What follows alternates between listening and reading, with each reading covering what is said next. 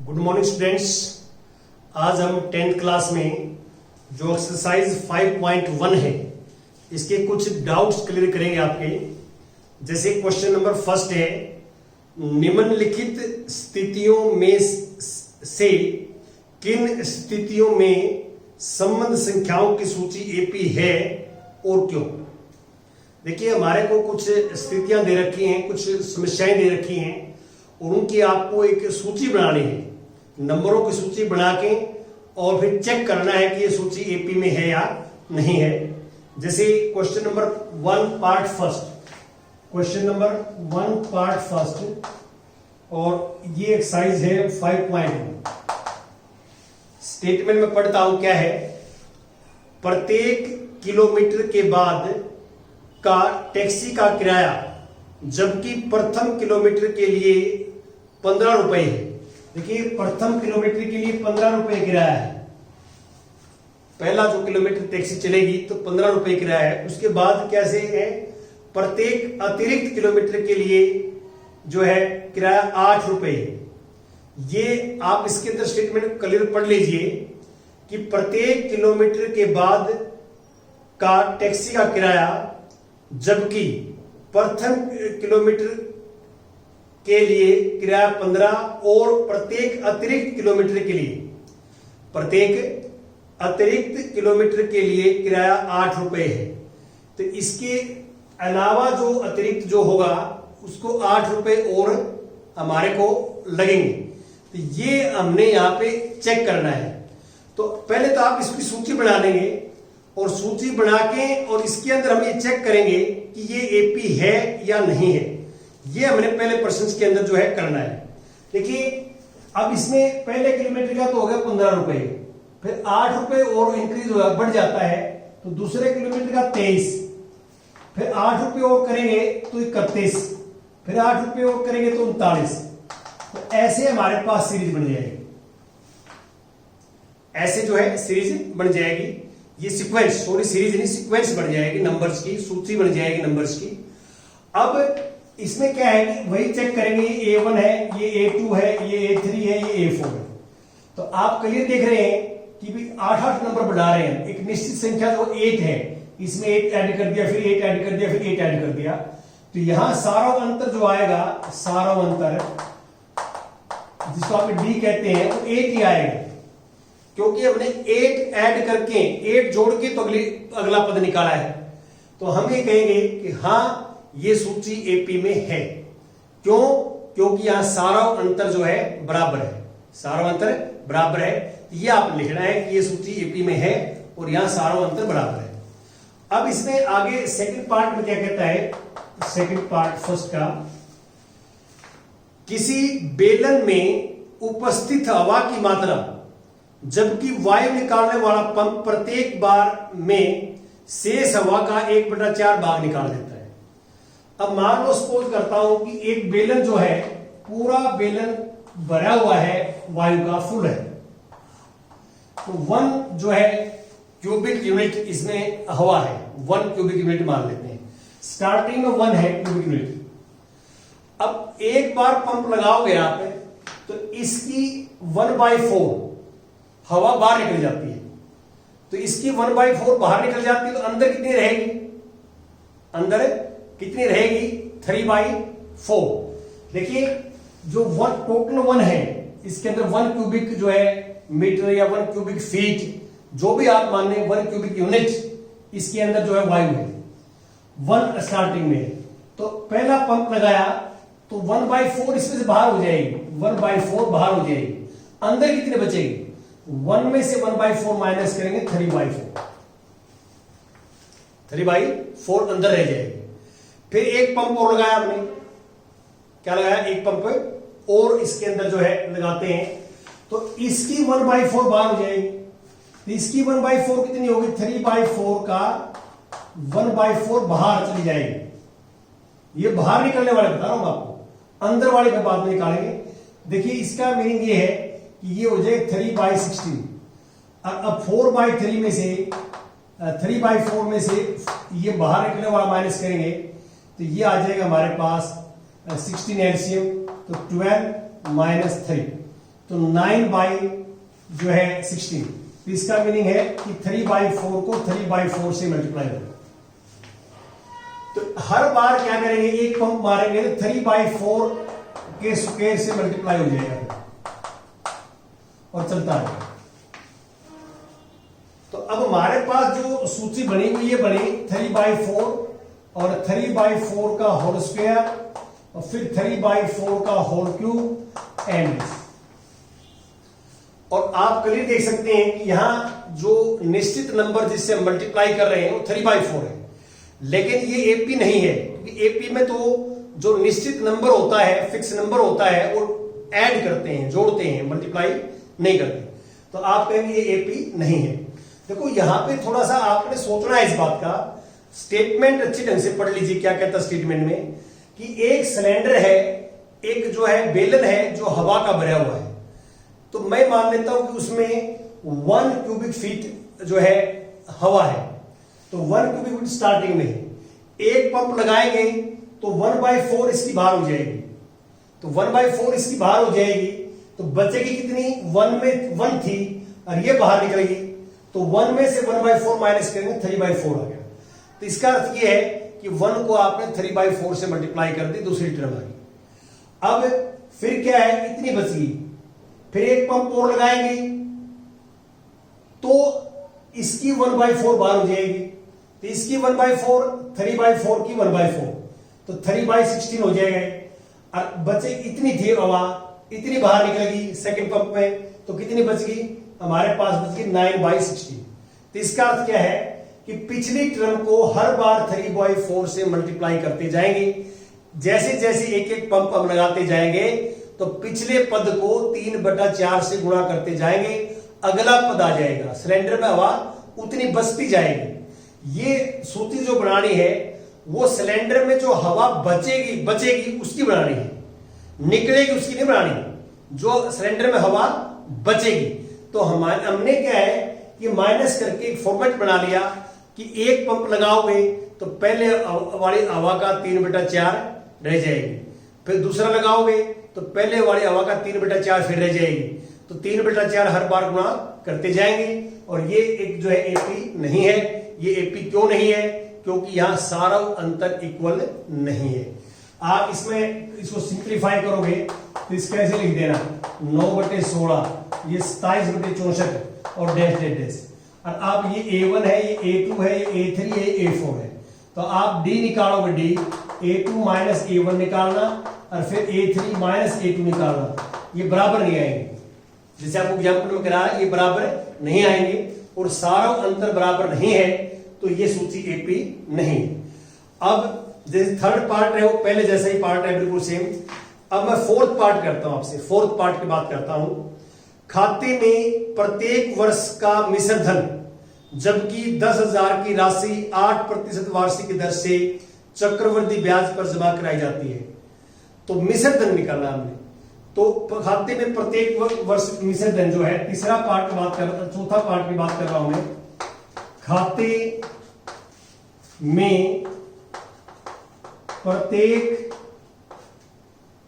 वर्ष का मिश्र धन, वर्ष का मिश्र धन, मिश्र धन धन। तो अब मिश्र धन का फार्मूला आपको पता है क्या होता है, प्रिंसिपल, फॉर्मूला में अगले लिख दूंगा, प्रिंसिपल 10,000 और 1 प्लस रेट, रेट क्या है 8%, 2200। ये पहला वर्ष का है, फर्स्ट ईयर का। दूसरे का हो जाएगा 10,000 और 1 प्लस 8/10 का स्क्वायर।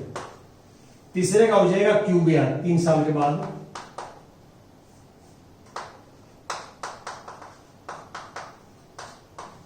ऐसे तो ये फार्मूला जो है कहां से आया, ये फार्मूला ये आया कि जो आपने मिश्र धन का फार्मूला पढ़ा है, मिश्र धन का, जिसको आप अमाउंट बोलते हैं, मिश्र धन का principal into 1/r/100 raise to power time, ये फॉर्मूला होता है। अब हमारे पास यहां क्या है कि खाते में जो प्रत्येक वर्ष मिश्र धन होगा, तो 1 साल के बाद तो इतना हो जाएगा मिश्र धन, आज 10,000 रुपए बैंक में जमा कराते हैं चक्रवृद्धि ब्याज पे, तो 1 साल बाद इतना ऊपर 1 साल पावर है, 2 साल बाद इतना हो जाएगा, 3 साल बाद इतना हो जाएगा। तो आप देख सकते हैं कि ये एपी नहीं है। क्यों? एपी के अंदर क्या है कि एक फिक्स नंबर, एक निश्चित संख्या ऐड होती है, जो उत्तरोत्तर पद निकालने के लिए पहले वाले पद में हम ऐड करते हैं, जोड़ते हैं। लेकिन यहां गुणा हो रही है, ये वाला नंबर गुणा हो रहा है। देखो ये जो नंबर है 108/100 बनेगा, ये 108/100 गुणा हो रहा है, इसमें एक बार गुणा करा ये हो जाएगा, इसको एक बार करो तो ये हो जाएगा। और गुणा एक निश्चित संख्या गुणा होती है तो वो एपी नहीं होती, तो ये एपी नहीं है, ये आपने करना है। अब मैं कुछ आगे चलता हूं, जैसे सेकंड का 4th पार्ट है, question number 2 part 4 exercise 5.1।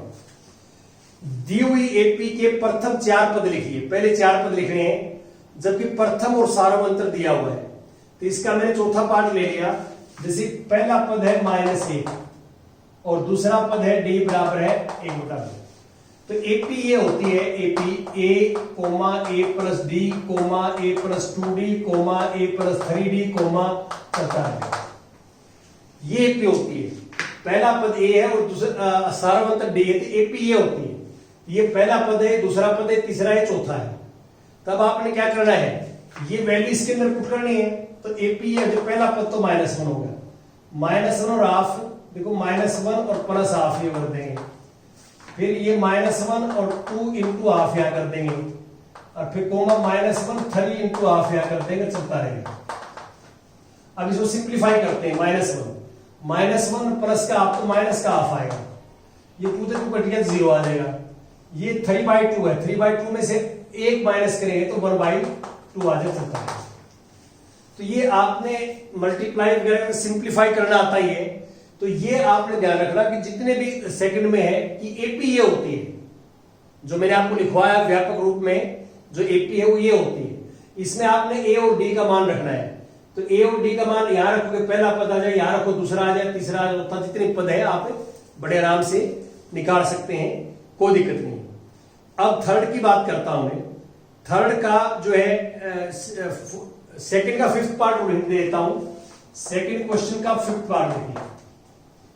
Second 5th में क्या है, ए है मेरे पास -1/25 और डी है -0.25। पॉइंट वाले में बच्चे ध्यान रखना है, जब हम पॉइंट 2 वाली स्टेटमेंट या नंबर जोड़ते घटाते हैं तो पॉइंट के नीचे पॉइंट लिखना है। जोड़ते घटाते समय पॉइंट के नीचे पॉइंट। तो हमने 4 पद लिखना है। तो एपी जो है, एपी हमारे पास ये होती है ए प्लस डी, ए प्लस 2d, ए प्लस 3d और चलता रहेगा। अब आपने ए और डी की वैल्यू पुट करनी है ऊपर। देखिए ये आ जाएगा ए की वैल्यू पहले दी है, पहला पद तो यह आएगा।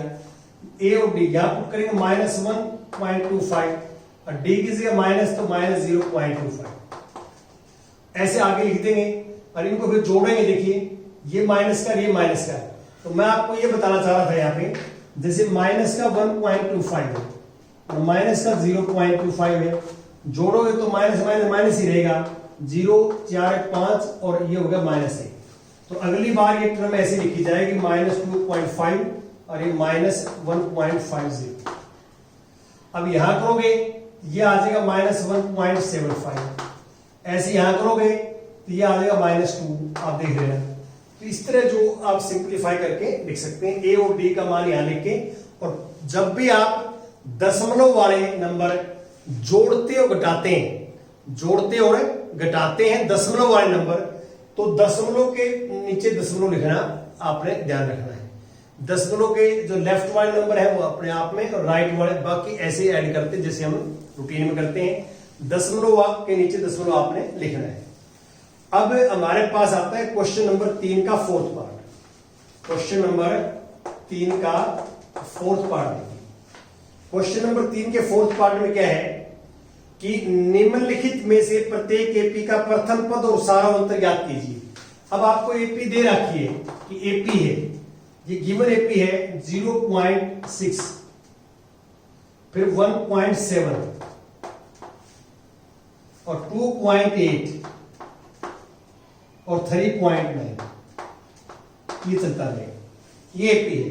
तो फर्स्ट टर्म तो ये है हमारे पास, पहला पद तो है ए को, जिसको 0.6 लिखते हैं।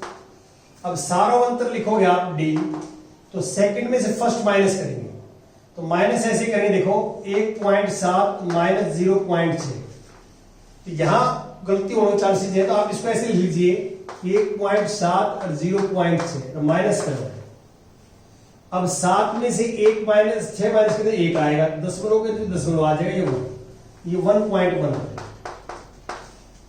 1.1 और नहीं निकालना कहीं से भी, क्योंकि ये एपी तो है, ये सूची एपी है और हमने ए और डी निकालना है, तो डी कहीं से निकाल लो, एक जगह से निकालना है। एपी है तो हर जगह से डी सेम आएगा। अब मैं क्वेश्चन नंबर 4 की बात करता हूं। 4 का 5th पार्ट देखिए आप, क्वेश्चन नंबर 4 पार्ट 5 क्या है। 4 में निम्नलिखित में से कौन कौन एपी है। यदि कोई एपी है तो इसका सारोवंतर ज्ञात कीजिए और इनके 3 और पद लिखिए। अगले 3 पद भी लिखने, सारोवंतर निकालना है। तो अब जैसे मैं एक पार्ट ले लिया 5th पार्ट, 5th पार्ट में ये है 3, जो सूची है 3 प्लस वर्गमूल 2, 3 प्लस 2 वर्गमूल 2 और 3 प्लस 3 वर्गमूल 2, अब डैश चलता है। ये आपको एक सूची दे रखी है और हमसे ये चेक करना हमने कि ये सूची एपी में है या नहीं है। कल मैंने एग्जाम्पल भी किए थे इस तरह के। ये हमारे पास पहला पद है, ये दूसरा है, ये तीसरा है, ये चौथा है, नाम रखिए। तो आप क्लियर देख सकते हैं कि इसके अंदर हम सारोवंतर निकालते हैं, डी निकालते हैं।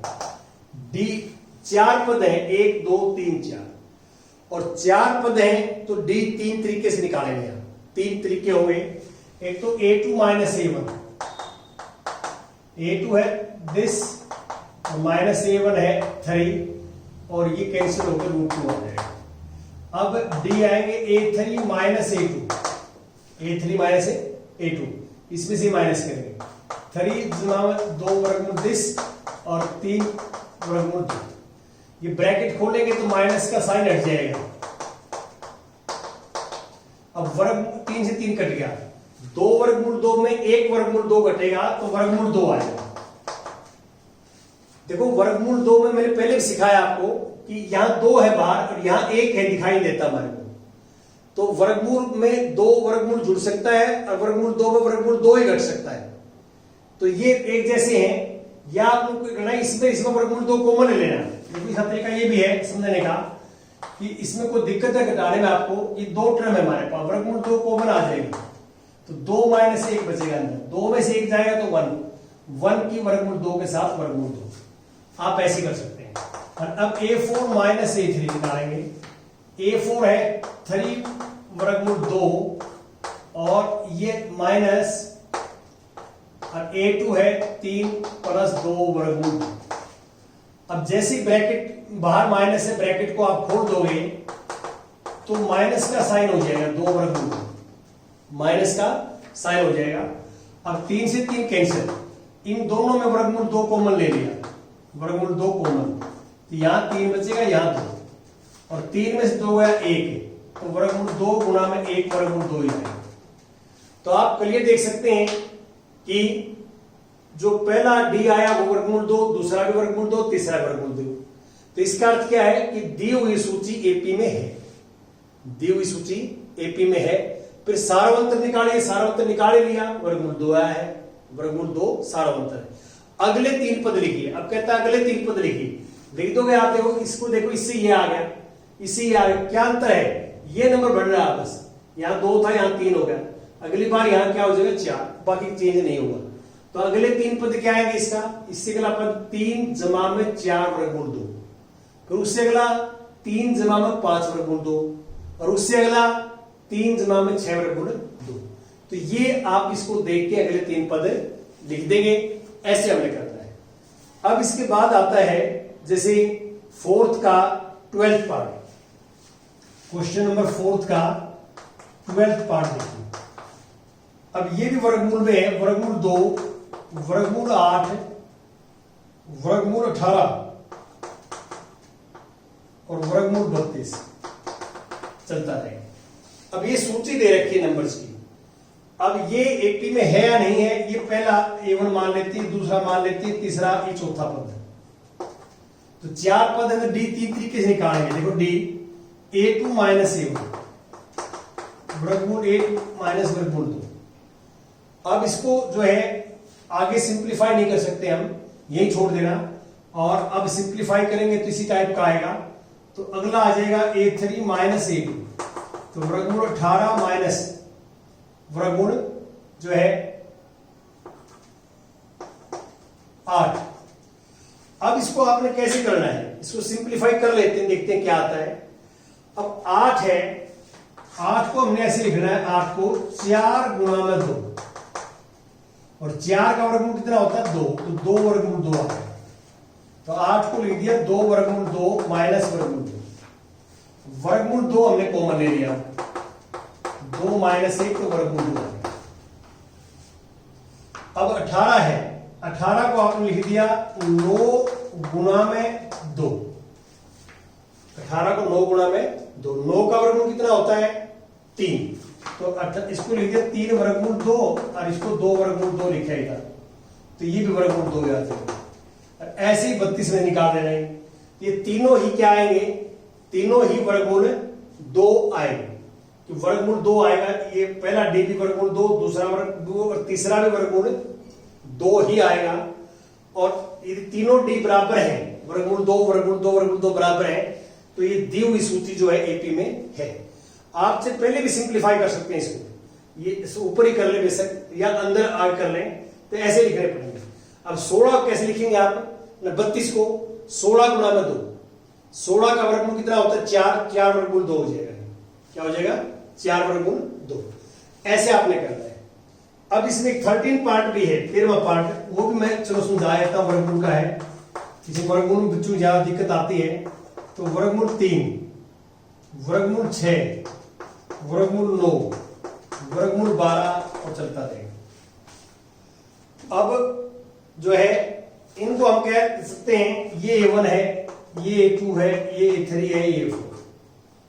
तो पहले हम D निकालें जो सारा अंतर, तो A2 माइनस A1 तो वर्गमूल 6 माइनस वर्गमूल 3, और A3 माइनस A2 तो वर्गमूल 9 माइनस वर्गमूल 6। ये बराबर नहीं आएंगे, क्यों, 9 का वर्गमूल क्या हो जाता 3, 3 में वर्गमूल 6, ये बराबर नहीं आएंगे। तो आप कहना कि ये इसके बराबर नहीं है, तो सारा अंतर बराबर नहीं है, तो ये सूची एपी में नहीं है। और जो सूची एपी में ना हो, जो सूची एपी में ना हो, तो फिर हमने कुछ नहीं करना, सिर्फ आपने उसमें ये लिखना है कि दी हुई सूची एपी में नहीं है। क्यों नहीं है, क्योंकि सारा अंतर बराबर नहीं है। सारा अंतर बराबर नहीं है, तो ये सूची एपी में नहीं। और ये मैंने बताया कि सूची एपी में है, तो अगले पद आपने कैसे लिखने हैं, ये देखो। अब इसके अंदर क्या है कि भी अगला क्या आएगा, ये आपने देखना है। तो इसको मैं थोड़ा सा, इस सूची को मैं और सिंप्लीफाई करके लिखता हूं दोबारा। जैसे वर्गमूल 2 है, इस सूची को 8 को लिखेंगे ऐसे, 2 4 गुणा में 2, 4 का 2 तो 2 वर्गमूल 2 हो गया। अब आ गया 18, 3 वर्गमूल 2 हो गया, मैंने करके दिखाया है। 18 को ऐसे लिखेंगे 9 गुणा में 2, 9 का वर्गमूल 3 होता है। 32 4 वर्गमूल 2 हो गया। इसको पहले ऐसे ही लेना आप, और फिर आप क्या है कि क्या फर्क पड़ रहा है आगे, यहां पर अगला के नंबर क्या है, 5 वर्गमूल 2, 6 वर्गमूल 2, 7 वर्गमूल 2 चलता है। तो कितने नंबर लिखने वो लिख सकते हैं आप। तो अगले 3 पद ये होंगे इसके, ये पी में है, और अगले 3 पद ये होंगे जो आप देख रहे हैं। तो ऐसे आपने करना है। तो ये आप एक्सरसाइज कर लेंगे ध्यान से समझ के। Thank you very much.